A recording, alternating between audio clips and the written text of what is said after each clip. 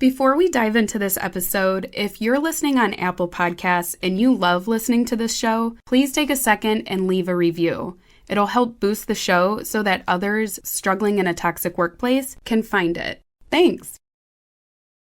I was living with my mom still and working at a retirement community as a dishwasher and a server.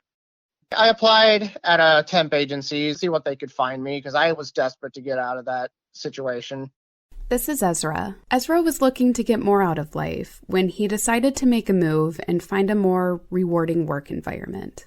After a few months of checking in with the temp agency, let them know that I was still looking for a job, they found me this job at a fiberglass factory that makes pipes and the fittings and all that for oil fields. And because I don't drive, I was looking for a place that was like close enough to the new job to where I could walk and eventually ride my bike to and from there. The fiberglass factory seemed like a great fit. It was near where Ezra lived, and the wage was the highest wage he had ever earned. This was an easy decision to make, so Ezra took the position. What he didn't realize was that the work environment would prove to be unsafe, and the managers overseeing his production would work him to exhaustion. My name's Carly, and this is Toxic Workplace, a podcast that gives a platform to those who have survived a highly toxic work experience, only to come out with newfound wisdom and a renewed sense of self. A toxic workplace is more than just the daily grind. It's a soul-crushing experience that will chip away at your sanity until you're about to lose your mind. It's an abusive relationship that's hard to leave, and the longer you stay, the more you lose sight of who you set out to be.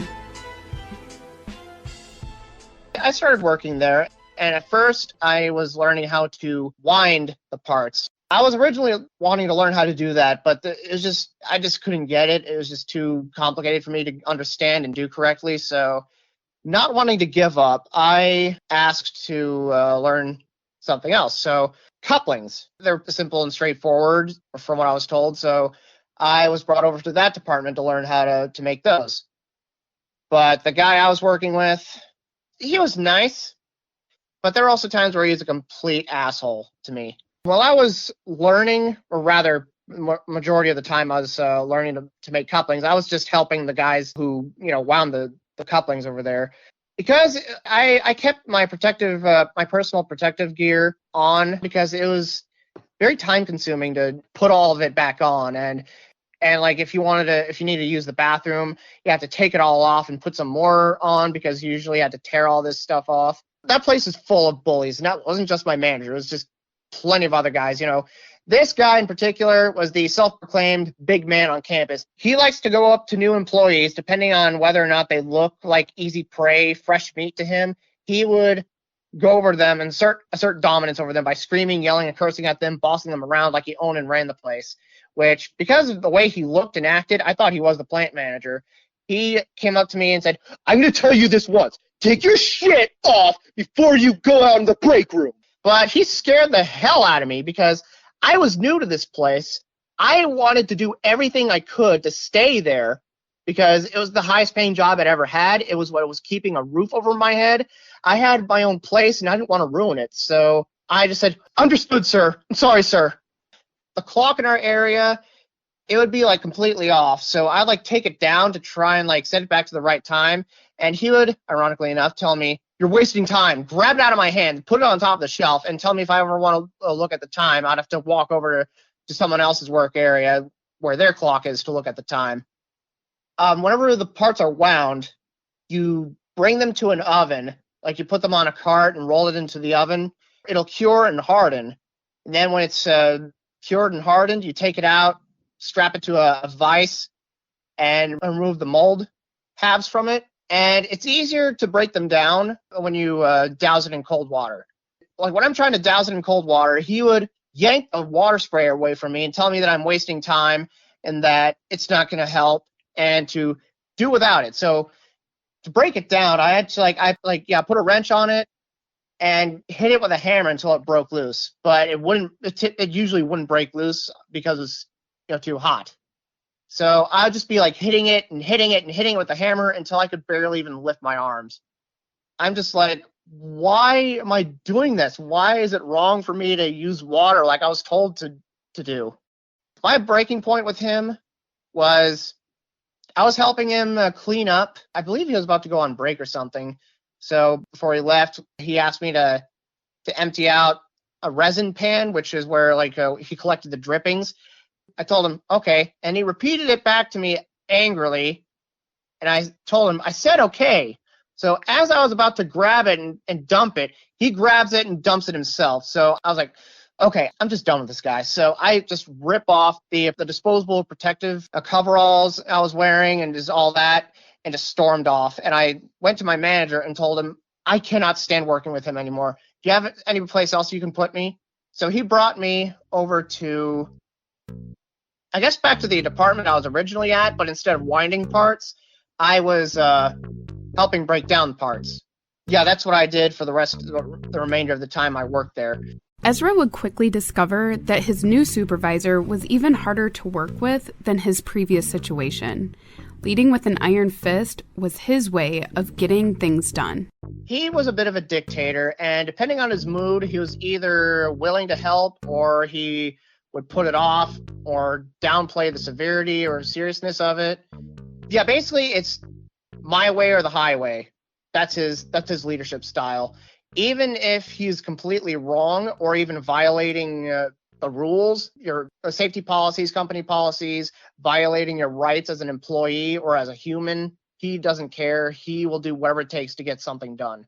I don't remember the exact details of what he did to everyone else, like the other, to the parts winders, but to me, I was definitely his favorite target. Two things that he's done.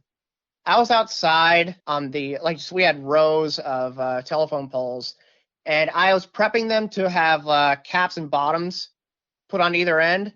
And because what I was doing to them required me to be hunched over for long periods of time, it tends to hurt your back after a while. So I would stand up every now and then to stretch my back, relieve the strain and the gradual pain I was feeling. And he came out with a couple other guys to help him, and he told me to stop standing up and stretching because I was wasting time because we need to get this all done quick. So I told him that my back was starting to hurt, and he said, do you want a shoulder massage? You want a back rub? And depending on who you ask, that could be considered sexual harassment. The definition of sexual harassment, as defined by Cornell Law School's Legal Information Institute, is conduct that has the purpose or effect of unreasonably interfering with an individual's work performance by creating an intimidating, hostile, or sexually offensive work environment. Although Ezra's supervisor appears to be joking, he is creating a hostile work environment by making Ezra the target of his inappropriate gestures. Offering a back rub, even in a joking way, may be taken personally by somebody. One thing to remember about sexual harassment is that even if the harasser didn't physically touch another person, if they make someone feel uncomfortable with offensive or inappropriate words, it's considered sexual harassment. This is toxic masculinity at its finest. On top of his inappropriate gesture, Ezra's supervisor also had complete disregard for the safety of Ezra's physical well-being. Have you ever worked on something hunched over for 8 hours without taking incremental breaks to stretch your back? I don't care if you're an Olympic athlete, hunching over for long periods of time is going to take a toll on anyone. Apparently, this didn't matter to the supervisor. What ended up happening was that because I wasn't allowed to stand up and stretch my back anymore, I had back pain for a week, which made doing my job after that painful and excruciating. And I couldn't even get into bed without my back feeling like it was breaking. And being as naive as I was then, I could have gone to the safety inspector and tell him what had happened. And I feel like there's a low chance that he would have gotten in trouble for that because he was friends with the plant manager. Anything he says and does to other employees, he could get away with it. All he cared about was production. He didn't care if it meant he didn't care if it was at the expense of someone's health, maybe even life. All he cared about was production. Unless you are kissing someone's ass, or unless you're tough and strong and look like someone that nobody would ever want to mess with, you have no voice, you have no say. It's bow down to me and do as I say, or I will make your life a living hell. And also, if you have an important enough role at the plant, you can get away with anything. The bullying and tough environment started to take a toll on Ezra. Up until this point, he pushed through and obeyed the demands of his supervisors. But this eventually pushed him to his turning point. I didn't start sticking up for myself until sometime after I had a trip to the emergency room. I remember the exact date. It was Halloween 2019. I woke up that morning.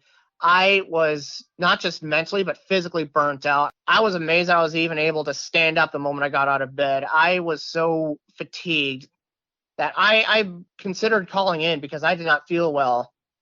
But I decided, maybe if I start moving around a lot more, I could just shake it off. I'll get better. But I rode my bike to work, and it just only got worse. It used to take me about 9 minutes average to get from my apartment to work on my bike. It took me 15. After I got changed into my uniform and walked onto the floor, my coworkers noticed I did not look well. They told me, "Man, dude, you don't look well." I just simply brushed it off, said, "I'll be fine. I just need to get to work." So I got over to my workstation, and I couldn't even, I was barely, at that point, I could barely stand. I couldn't even stand up very much, if at all, anymore. So my manager nearby just came up and she's like, "Come on, let's go. Even though I was clearly looking like I was about to faint. And I told him, I can't. I don't feel well. And I even tried to pick up a wrench to start breaking down the part that I had on the vise, but I couldn't even lift the wrench. At that point, I was just like propping myself up on the floor.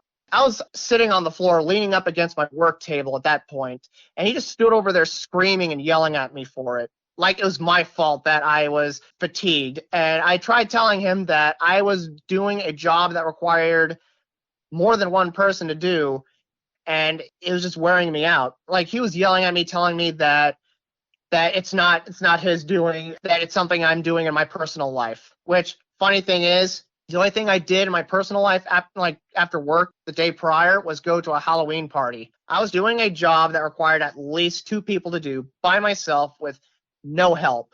I mean, there are times where he would bring someone from another department over to help, only if they had nothing else going on. But even then, it was only for just brief periods of time. And then he started yelling at me about how I wasn't doing anything all day, the day before, because I had a pile of 13 parts that I was behind on. And he said I was standing around doing nothing the whole day, which was a lie. I was helping other people with doing something else, which was just as important. But if he actually cared about my health and well-being, he would have made note of that.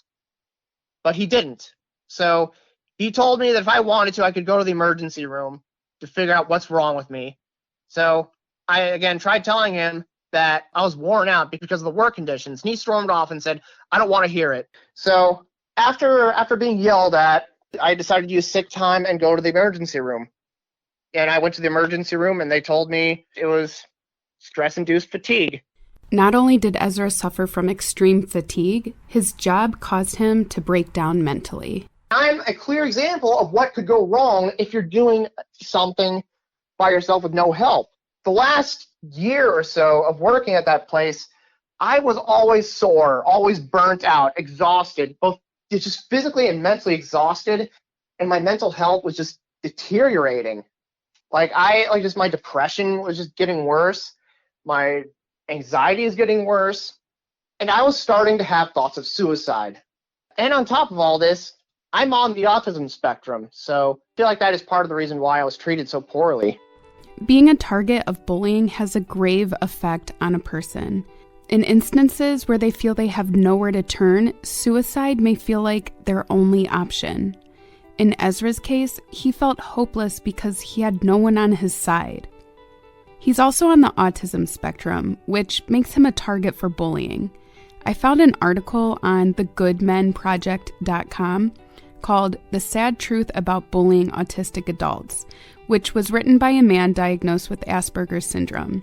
He says, quote, "If you're on the spectrum and have a hard time picking up certain social cues, you're like a deer standing alone in the middle of a meadow with trees all around.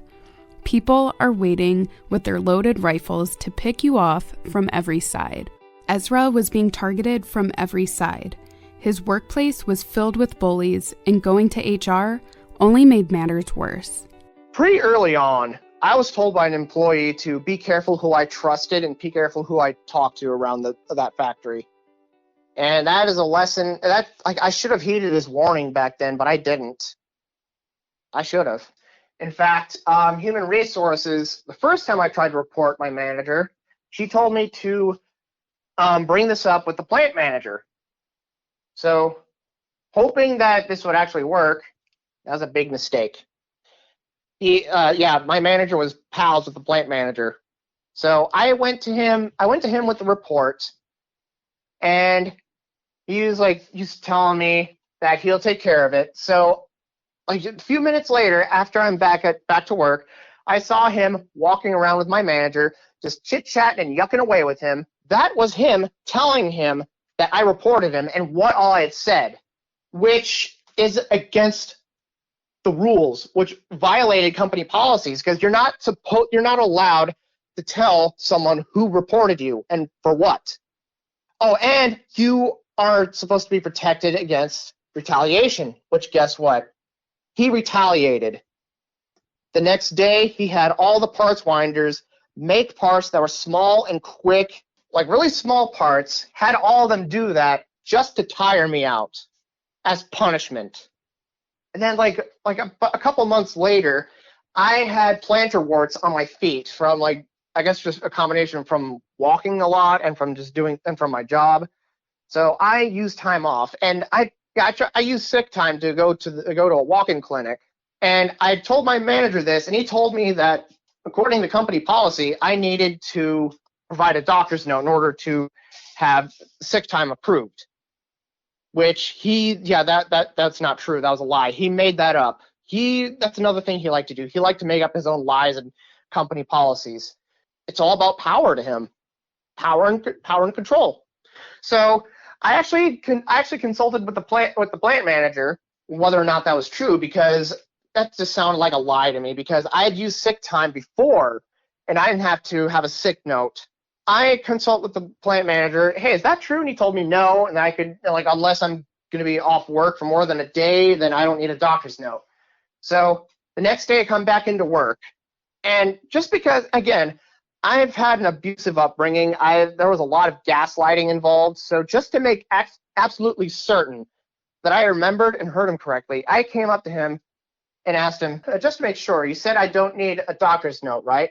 And that's when the plant manager went off on me because he thought I was complaining about my manager. And that's when he told me that the reason why my manager treated me so badly is because I was so disrespectful to him. If you asked anyone else I worked with, anyone who watches the way he treated me, they could tell you I was not disrespectful to him. I did whatever he commanded. I basically rolled onto my back and showed my belly. Because, again, I've had an abusive upbringing where I had no power. I felt like I just learned helplessness. I felt like I had no choice but to listen to, the alpha. So there are also some other employees, some that I even worked with, who were bullies. There was a guy who was I think in his mid-30s, who he was obnoxious, childish, and immature. Okay, I was the type of person back then who, if I was about to learn or do something new, I had a lot of doubt in my abilities to be able to do it or learn it. Like I said, I was very submissive back then, and basically he definitely had a thing for sexually harassing me, and this was one of those instances. Basically, again, if someone tougher than me commanded me to do something, I felt like I had to do it. He basically made me grope myself. He told me to check and feel if I have a spine, then told me to check and see if I have balls. So I did. He said, then you can do it. More specifically, he said, do you have a spine? Check and feel and see if you have a spine. You have balls? check and feel if you have balls. If yes, then you can do it. Oh, and then it gets worse. Then another instance, he was teaching me how to mix something to make a putty that we use for the telephone poles. We were handling substances that if you breathed it in, it could very likely kill you. And he neglected to grab the protective gear needed for that. So when he wanted me to mix it, I was doing it in a way to where it would not just fling all this toxic powder everywhere. And he knew this, but he told me that if I didn't mix it any harder, he was going to slap my ass with a paint mixing stick, which he ended up doing it anyway. In hindsight, Ezrah now realizes this behavior is considered sexual harassment. He says the majority of the targeting by this employee had to do with something sexual. Eventually, he had to get his manager involved, which, not shockingly, didn't help the situation. I remember walking onto the factory floor, and a couple of my coworkers told me that he had taken pictures of me while I was using the toilet. So, freaking out, even after they said that they were kidding, I didn't want to take any chances. I went to my manager and told him what I was told, and he brought in the guy who, was a bully and sexual harasser towards me, and he told everyone present that he didn't do it and that he was willing to give them his phone so they could check for themselves. Yeah, it turns out they really were just kidding all along. Even if that was true, I did not want pictures of my privates circulating the workplace. This sounds like a bullying prank from middle school. It's not even funny. It's straight up bullying. To put someone in fear that these pictures are circulating at the factory of them using the restroom is mean-spirited. Whether it's true or not, the humiliation alone of being at the center of that rumor is enough to make anyone lose their shit. And Ezrah had every reason to believe that this could be true. Ezrah put up with this bullying environment for over 3 years. He never considered leaving because he was making good money, and he felt it was worth the stress and anxiety. Luckily for him, the decision to leave was made for him after an incident occurred that was deemed as grounds for suspension. It was your typical day. I was being overworked. I was under a lot of stress trying to get and or stay caught up. So we have one piece of equipment I have in my station that the winders share is a crane.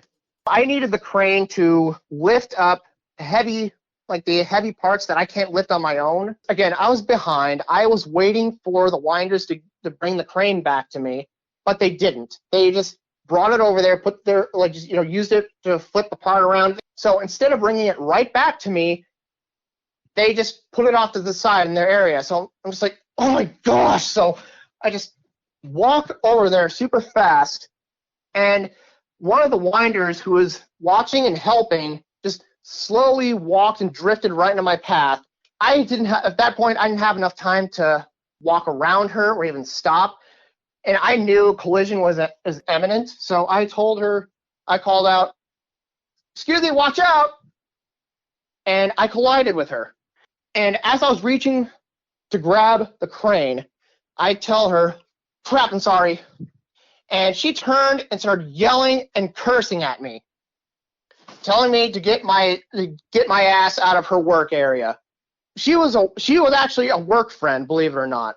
She knew that's not something I would do. I would not intentionally do something like that. And that it's a factory. You need to mind your surroundings. So the next day, my manager approaches me, asking me what had happened. I told him my side of the story. I told him it was an accident. I tried telling her that I was sorry. And he walked off. I was like, oh, okay. The day after that, the plant manager came over to me and asked me to come with him. So I find myself in the human resources lady's office with human resources lady herself, the plant manager, and human resources boss. They asked me what happened that day after my side of the story. So after I gave it, they proceeded to tell me that I was suspended pending the investigation. Yeah, I was being suspended for that, as well as all the things that I've allegedly said and done. And I talked back to my manager. And there were allegedly a lot of complaints and reports made against me from other employees. And apparently, one of the other big things that I did was hit and run people over with the cart that I was pushing around that I put the molds on, which that was a big fat lie. Allegedly, you're not allowed to make any form of physical contact with another employee, even if it's accidental. The whole 3.5 years I had worked there, I had never, ever heard of such a rule. In fact, there are so many people around there touching each other in some ways, like handshakes, fist bumps, pats on the back, pats on the shoulder, dudes groping each other, touching someone, like kind of like, okay, you need to position yourself like this. Okay, hold it like this. Got it? Instructive purposes. Yet, accidentally bumping into someone who is not minding their surroundings is grounds to take disciplinary action. My manager had even told me at one point that if somebody got hurt while they were in my work area and I'm trying to work, he told me that it's not my fault, it'd be theirs, because they were standing around someplace where they're not supposed to be. They were trying desperately to get rid of me because I was no longer the spineless little wimp I used to be. I knew I was becoming a lot more well-versed in my rights as an employee and as a human. I stood up for myself. I knew how to do my job better than my manager, and he didn't like it. Yeah, so I was suspended pending an investigation. At this point, I was freaking out because I felt that if I lost my job, I was going to lose everything. And that's when I started having thoughts of suicide. But then, thankfully, I have some good friends in my corner. They supported me. Some even told me that if I ever needed money, they could lend me some money just to keep the lights on and keep a roof over my head. And then, I was also told that I could file for unemployment. So that got me to calm down a bit more. So, jump to the next day, and I received a call from Human Resources. She then told me, after much discussion, we have decided to end your employment with us. I can't remember what all else she said, but I did make mention that I had the worst 3.5 years of my life. And she said, in her cookie cutter phrase, "Well, I'm sorry to hear that." Yeah, I received no warnings, no write-ups for any of this. They were keeping these alleged complaints and reports, whatever, against me. I honestly feel like the fact this is all too suspicious to sound like this is something that they've been keeping track of. This is clearly stuff that they've just come up with they came together to come up with. Ezrah says there were never any meetings with his managers or HR previous to his termination that discussed any of these issues that they brought up at the end, which led him to believe they were just looking for a reason to get rid of him since he started speaking out and pushing back against the bullying he was experiencing. Fortunately for him, he found a new job shortly thereafter, and although he had to take a pay cut, he's no longer distressed or anxious about his job. I asked him what he learned from this experience and what advice he would give to somebody in a similar situation. I have learned to never disregard that kind of behavior, to pay close attention to red flags, stay on your guard, and stay out of trouble as much as you can, and I guess just keep to yourself a lot more often. Fortunately, my current job is significantly less toxic. Granted, like I mentioned, I only make $12 an hour compared to $15 an hour with medical, dental, vision, and retirement plan. But at the end of the day, it just wasn't worth it. That job wasn't worth it at all. It was not the benefits and the pay was not worth the deterioration of my mental health, my mental health has improved vastly. I'm in a much better mental state.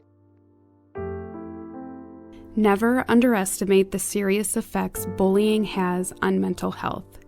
If you witness bullying, say something. You have no idea how a small gesture of kindness can help someone being bullied. And if you're a victim of bullying, find a way out. Find an ally or a person you can confide in. such as a family member, therapist, or even a help hotline. StopBullying.gov has a hotline and a live chat option, which I left a link in the notes of this podcast. There's always going to be someone willing to help. Remember, always put yourself first. Next time on Toxic Workplace, we're doing things a little differently. Listen in to our first bonus episode where we talk to Alicia Wolf of Goldfinch Wellness about navigating a toxic workplace and finding the confidence to get through it. It's not really effective or helpful for me to say, you need to leave. And they say, well, I'm not ready. And I say, no, you definitely need to leave, because as we've talked about, it's people just leave when they're ready. And so I really do see a lot of my role as helping people see things as they are and be sort of clear-eyed about the situation, and to bolster their confidence and their sense of themselves and believing that they can be successful outside of that organization, and, supporting their timeline, whatever that looks like. And sometimes, people come to it really quickly, and sometimes it takes a little bit longer. But I do tend to agree with you in really toxic workplaces. I do think a lot of times the answer really is to leave. And I think, sometimes it can take a long time for people to see that is really the only answer. I hope you enjoyed the podcast. Do you have a story you'd like to share on our show? Go to toxicworkplacepodcast.com and click on Be a Guest. Fill out the submission information and we'll be in contact. Your story will be told anonymously. All names are changed to protect the privacy of the company and its employees. We look forward to hearing from you. And hey, by the way, if you like this podcast, please be sure to leave a positive review. It's much appreciated.